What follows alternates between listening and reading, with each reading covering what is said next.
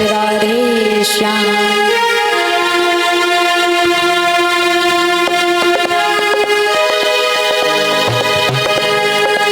होली वृंदावन बिहारी लाल की। कथा सुना रहे पार्वती को शिव शंकर भगवान। अरे कथा सुना रहे पार्वती को शिव शंकर भगवान। कथा सुना रहे पार्वती को शिव शंकर भगवान। सुनते सुनते अमर कथा बंद हो गए कान। उमा के गए सोता ऊपरा में रह तोता। उमा के पड़ रहे सोता ऊपरा में रह तोता। शंकर भगवान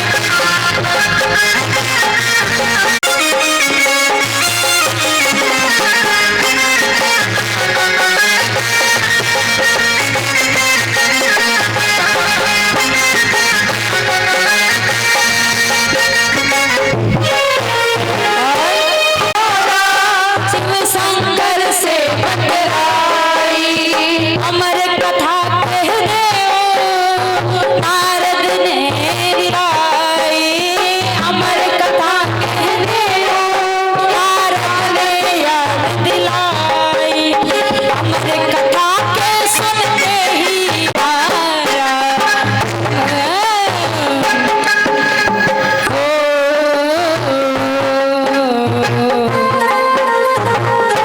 कर्म कोई गए खोटा। उमा के पड़ गए सोता। कर्म कोई गए खोटा। उमा के पड़ गए सोता। हरि बोल श्री राधे।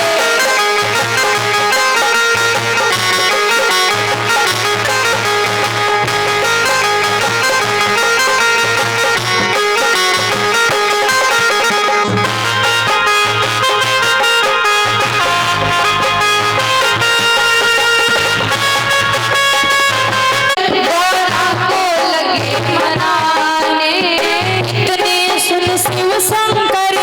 गौरा को लगे मनाने इतने सुन शिव शंकर। गौरा को लगे मनाने सुन ले चिट्ठी लगाई। शिव लागे सुनाने सुन ले चिट्ठी लगाई। शिव लागे कथा सुनाने। करवायो संकल्प उमा पे। करवायो संकल्प उमा पे। बैठे आसन माए कि जल को लोटा।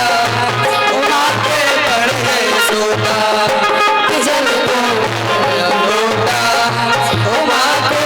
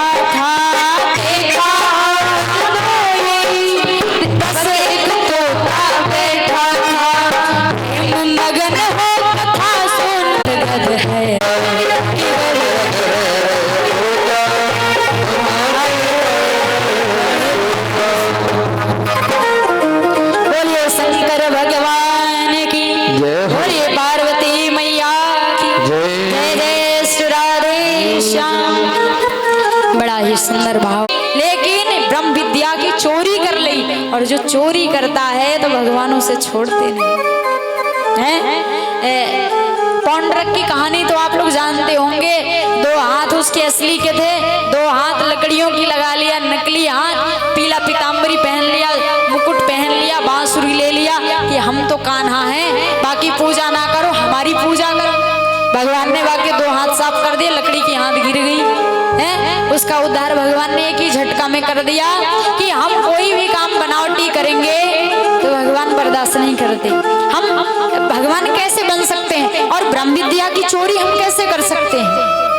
यदि कल्याण होना है तो माइक की आवाज आपके घर में जा रही है तब भी आपका कल्याण निश्चित है, मुक्ति निश्चित है, चाहे आप पांडाल में आके सुने। लेकिन एक बात है, कृपा तो होती है, लेकिन जो व्यक्ति भगवान के चरण में चल के जाए, हम मानते हैं टीवियों में हम कथा बहुत सुनते हैं, लेकिन टीवी में सुनने पे और स्वयं पांडाल में जाकर सुनने में जमीन आसमान का फर्क हो जाता है। वो तो हम रिमोट गड़बड़ कर रहे हैं, तो क्या भगवान अपने बच्चों पे ध्यान नहीं देंगे? जरूर कृपा करेंगे, जरूर आपकी मुक्ति होगी। तो हमें कथा में जरूर जाके सुनना चाहिए और विधि विधान से कभी भी चोरी नहीं करनी चाहिए कि हम चोरी करें कथा की, और अभिमान से ईर्ष्या से बैठ के कथा कभी नहीं सुनना चाहिए। आपके अंदर दैन्यता होनी चाहिए, करुणा होनी चाहिए। यदि कोई ज्ञान की चीजें आपको प्राप्त करनी है तो उसको विवेक से चोरी करो, न क्योंकि सेवा करने में, भगवान की सेवा करने में, और न कि विद्या चोरी करने में। बल से आप किसी को, कोई विद्वान व्यक्ति है, आपका क्यों भाई ना हो, आप उसे मार के क्या उसके ज्ञान को छीन सकते हो? कभी नहीं छीन सकते। आप उसको विवेक से प्राप्त कर सकते हो, आध्यात्मिक रूप से प्राप्त कर सकते हो। तो ये ब्रह्म विद्या है, यानी भागवत कथा हम श्रद्धा से, अपनी भक्ति से ले सकते हैं, प्राप्त कर सकते हैं, चोरी से नहीं प्राप्त कर सकते। बड़ा ही सुंदर भाव। आज तोता उड़ता उड़ता बद्रीनाथ धाम में गया, गर्भ में प्रवेश कर गए, और 1 वर्ष नहीं, 2 वर्ष नहीं, 12 वर्षों तक गर्भ में पड़े रहे। डर के मारे बाहर नहीं निकलते कि कहीं हमें मोह माया ना पकड़ ले। पिताजी कहते, बेटा बाहर आ जाओ, तुम्हारी माँ को पीड़ा होता है, पेट से ही उच्चारण होता। बोलते नहीं, पिताजी मैं बाहर नहीं आऊंगा, बाहर आने से तो हमें मोह माया पकड़ेगी। स्वयं नारायण भगवान आएंगे और कहेंगे कि बेटा बाहर आओ, तब मैं आऊंगा। नारायण भगवान को स्वयं आना पड़ा। उन्होंने पुकारा कि बेटा मैं कहता हूँ तुम्हें कोई मोह माया नहीं पकड़ेगी, तुम आओ, और तुम्हारी माता को अब तकलीफ होता है। उनके कहते ही श्री सुखदेव स्वामी प्रकट हो गए, यानी बाहर आ गए गर्भ से। बोलिए श्री सुखदेव जी महाराज की जय। बाहर आए और पिताजी पुत्र पुत्र कह के पीछे लगे और सीधे सुखदेव स्वामी वन की तरफ निकल दिए। यम प्रव्रजंत मनुपेतम पेत कृत्यम द्वैपायनो विरह कातरया जुहाव पुत्रेति तन्मयतया तरवोऽभिनन्दो तम सर्वभूत हृदयं मुनिमानतोऽस्मि। यम प्रव्रजंत मनुपेतम पेत कृत्यम द्वैपायनो विरह कातर आजुहाव। आज पिताजी विरह से कातर होके, पीड़ित होके पीछे पीछे भाग रहे हैं। पुत्र आ जाओ लौट के, बेटा चलो मेरे साथ, मैं तुम्हारा पिता। लेकिन बेटा कहाँ सुन रहा, चले जा रहे हैं। 12 वर्ष का बेटा चला जा रहा। सरोवर में कुछ स्त्रियां स्नान कर रही थी। सुखदेव स्वामी को उन्होंने देखा तो सिर पे कपड़े नहीं डाले, नग्न अवस्था में स्नान कर रही। पीछे से इनके बाबा आ रहे हैं, पिताजी। स्त्रियों ने देखा तुरंत उनके पिताजी को, सिर पे कपड़े डाले। व्यास जी खड़े हो गए वहीं। उन्होंने कहा, अजी देवियों तुम एक बात बताओ कि हमारे पुत्र को देखकर तुम्हें शर्म नहीं आई? और आज हम उनके पिताजी पीछे पीछे जा रहे हैं तो तुम्हें शर्म आ रही है? हमारा बेटा भी तो 16 वर्ष का है और तुम्हें शर्म ना आ रही है? उन्होंने कहा, बाबा आप हमारे बाबा हो, आप गृहस्थ में रह चुके हो, तुम्हारे बेटे तो इतनी पवित्र आत्मा के कि जन्म लिए और चल दिए। इनको पता ही नहीं है कौन स्त्री है कौन पुरुष है। जो बालक गर्भ से आता है तो क्या उसे पता है उसके मन में कोई वासना चलती है? नहीं चलती। जो संसार में रह रहा उसको पता है सब कुछ। तो इसलिए देवियों ने कहा कि हमने इसलिए अपने शरीर पे कपड़े डाल लिए, मुझे शर्म आ गई तुम्हें देख के। और वृक्षों ने जवाब दे दिया व्यास जी को कि ऐसी पवित्र आत्मा के पीछे क्यों भाग रहे हो, तुम भी किसी के बेटे हो और जन्म लेते ही वन को चले गए थे। अपना दिन याद करो, यहाँ से आप लौट जाओ, अपने बेटे के पीछे मत जाओ। जब बेटा संत लाइन में जाए, भागवत लाइन में जाए तो कभी रोकना मत, क्योंकि ऐसे बच्चों पे कृपा बड़ी कम होती है। जिसके बालक संत बन जाए, साधु बन जाए, उससे बढ़ के क्या है, माँ बाप जीते जी तर जाते हैं, उनकी मुक्ति हो जाती है। हर घर में ऐसे साधु संत होने लगे तो हो गया। ये पूर्वजों की कृपा होती है कि जो जिसके घर में बच्चे ऐसे निकलते हैं कि सुंदर कार्य करते हैं। नहीं तो आजकल तो हर घर में एक एक धुंधकारी पड़े हुए, हर घर में एक एक धुंधकारी का वास है कि जो आज हम दिन रात नारायण नारायण करते हैं, प्रभु की कृपा हो गई। तो क्या आप पे कृपा नहीं हो सकती? आप भी रचना कर सकते हो। व्यास जी ने कहा अब हमारे बस की बात नहीं है, बुढ़ापा आ गया, अब क्या करें। देवर्षि नारद जी ने बताया कि एक बार क्या हुआ कि चातुर्मास में कुछ संत आए और हमारी माता जी उनकी सेवा करी, उनके सानिध्य में रही और हम बहुत छोटे थे। संतों ने बताया कि मोह माया से दूर रह के भगवान के चरणों में जाओ, लोगों से अनासक्ति रखो, भगवान से आसक्ति रखो, तो भगवान की प्राप्ति होती है। हमारे गुरु हमारे भगवान हैं, लेकिन कहीं सच पूछो तो उनसे भी बड़े हमारे गुरु माता पिता हैं, ये भी संतों ने बता दिया। तो देवर्षि नारद जी अब ये बात आ गई, मारो भी मत और छोड़ो भी मत। अब माता को कैसे छोड़े तो अपराध लगे और संत उन्हें ले नहीं जा रहे। 4 महीने भजन पूरा हो गया तो देवर्षि नारद जी ने यानी बालक रामदास पीछा कर लिए कि गुरुवर हमें भी साथ में ले चलो, हम भी भजन करेंगे। उन्होंने कहा जिस दिन तुम्हारी माँ साथ छोड़ के हट जाएंगी तो तुम निकल लेना हमारे साथ, क्योंकि सबसे ज्यादा बढ़ के माता पिता हमारे गुरु होते हैं। पिताजी तो है नहीं, माता है। अब माता संत भगवान के चरणों में पड़ी, गुरुवर हमारे बच्चे को लेके मत जाना, नहीं हम किसके सहारे जिएंगे। बालक रामदास जिद करते कि हमें जाना है, हमें जाना है। जैसे संत भगवान अपने सत्संग को पूरा करके गए, कुछ दिनों के बाद देवर्षि नारद जी के मन में आया कि हमारी माता की मृत्यु हो जाए तो हम भगवान के भजन कर लेंगे, और भगवान ने उनकी सुन ली। संतों के आश्रम में माता जी रहती हैं और गौ माता के दूध निकालने का काम करती हैं, क्योंकि गौशाला रहती है संतों के पास, और दूध निकालने का काम करती। हरी हरी घास में गैया बंधी हुई थी, बाल्टी लेके गई दूध निकालने, और वहीं पे एक बहुत ही विषैला सर्प उनको डस लिया, पाँव में डस लिया, वही घास में उनकी माता गिर गई। जैसे बालक रामदास देखे दौड़े दौड़े गए और बड़ी जोर के उन्होंने रुदन किया, चिल्लाया कि एक तो पिताजी नहीं थे, माता भी छोड़ के चली गई।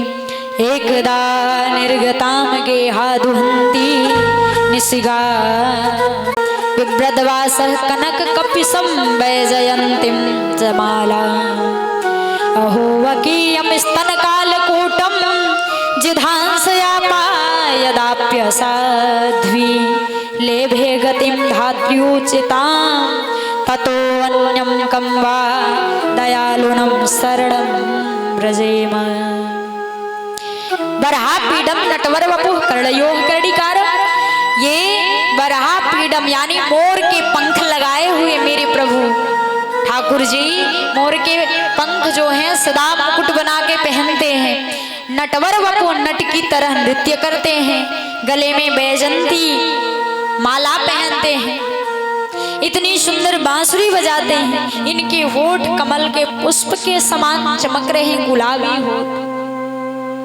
इनकी सुंदरता का वर्णन प्रथम श्लोक में, दूसरे श्लोक में बाल नंदला कृष्ण गोविंद गोपाल नंदला कृष्ण गोविंद गोविंद कृष्ण गोविंद गोविंद गोपाल नंदला कृष्ण गोविंद गोविंद गोपाल नंदला हो बालक स्वागत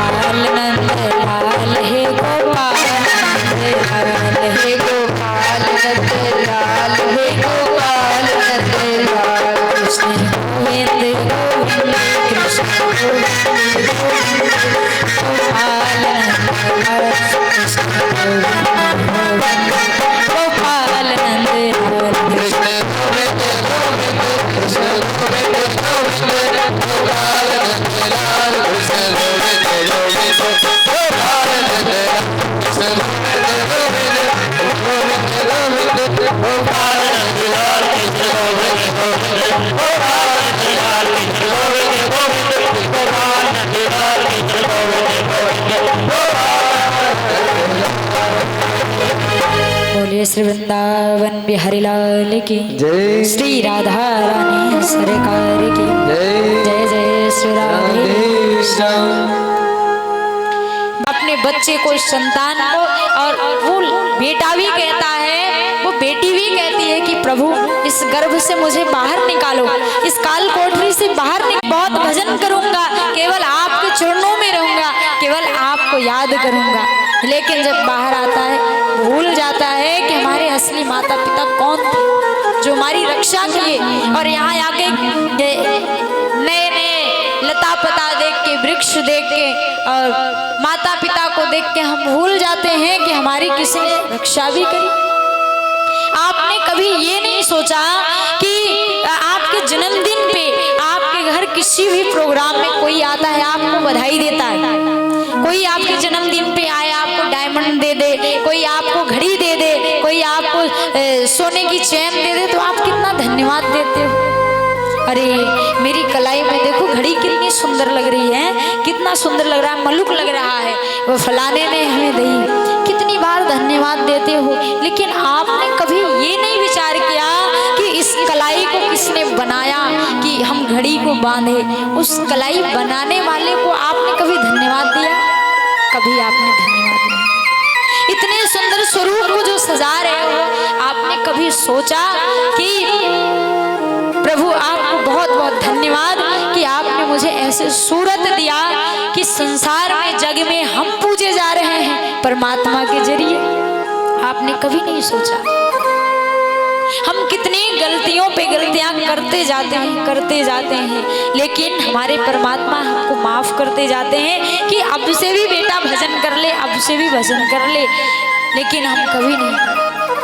जब धीरे धीरे धीरे धीरे हमारा कोई साथ नहीं देता, सब साथ छोड़ देते हैं, तो धीरे धीरे मुझे लगता है कि हमारे असली माता पिता हमारे परमात्मा हैं। यदि आप एक बार भी चरण में गिर गए तो भगवान आपके पीछे पीछे चलने लगे हो। तो राधा पूरा नाम भी नहीं ले पाते, राध शब्द लेते ही भगवान आपका चिंतन करने लगते हैं, और धा नाम लेते ही पीछा कर लेते हैं।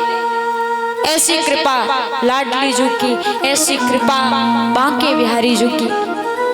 हमें बार बार प्रभु से क्षमा करना चाहिए, सबको माफी मांगना चाहिए कि हे परमात्मा, हम कितनी भी गलती करें, हैं तो आपके ही संतान,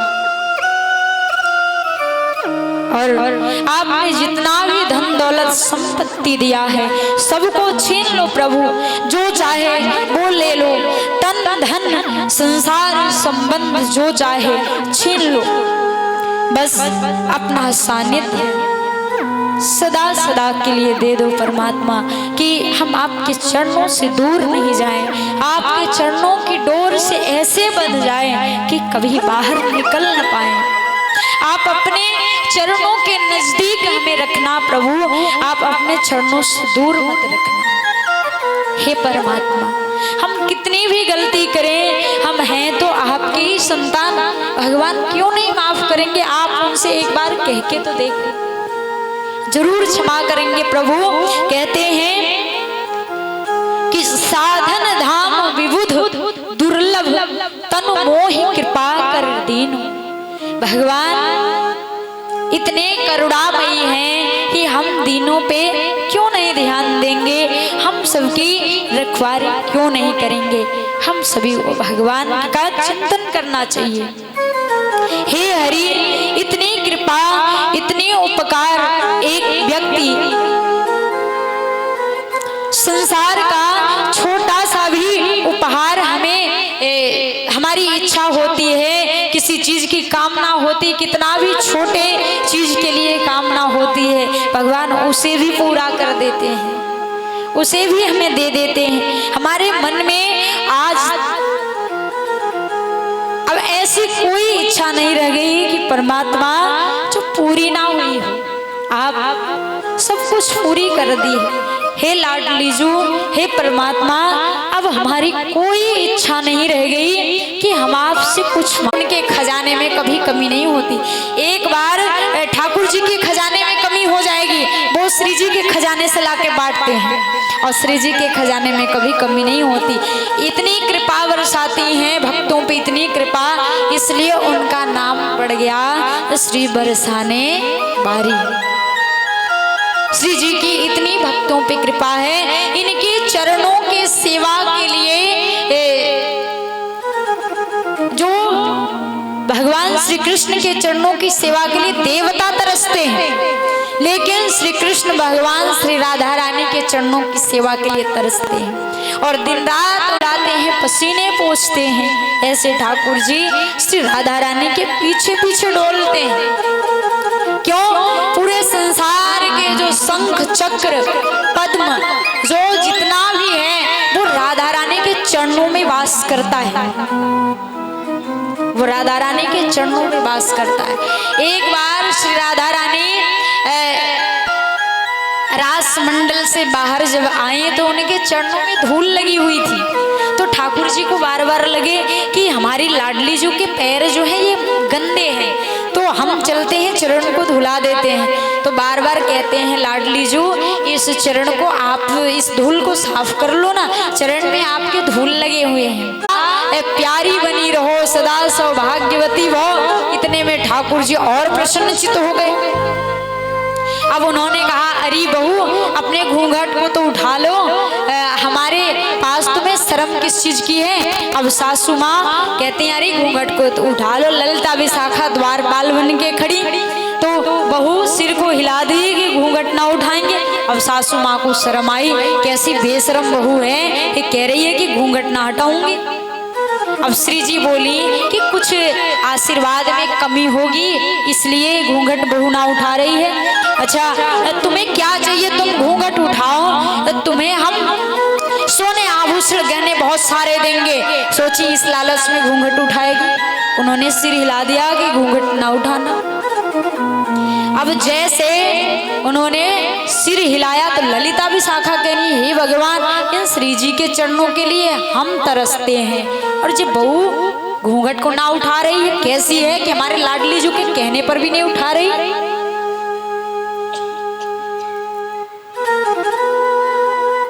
जैसे लाडली जी ने कहा कि अरे बहू घूंघट को उठा ले, तुझे मैं अपने निज भवन में निवास दूंगी सदा सदा के लिए। अब इतने में ठाकुर जी घूंघट को फेंक दिए कि अब तो निज भवन में निवास मिल रहा है, अब इससे बढ़ के क्या है। और लाडली जी ने जैसे घूंघट फेंकते हुए प्रीतम जी का दर्शन किया, हंस पड़ी वारे कन्हैया श्री कृष्ण आपको ऐसे घूंघट काटने की क्या जरूरत थी, हम तो जान ही नहीं पाए।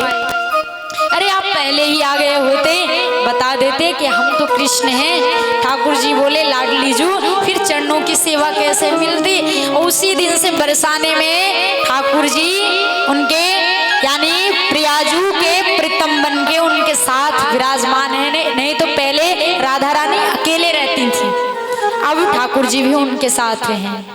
बोलिए श्री लाडली जी सरकार की, बोलिए श्री वृंदावन बिहारी लाल की जय। आइए एक बजे लाल की, श्री राधा रानी सरकार की जय। जय जय मेरे दिल का मिटा क्यों नहीं देते दर्द, मेरे दिल का मिटा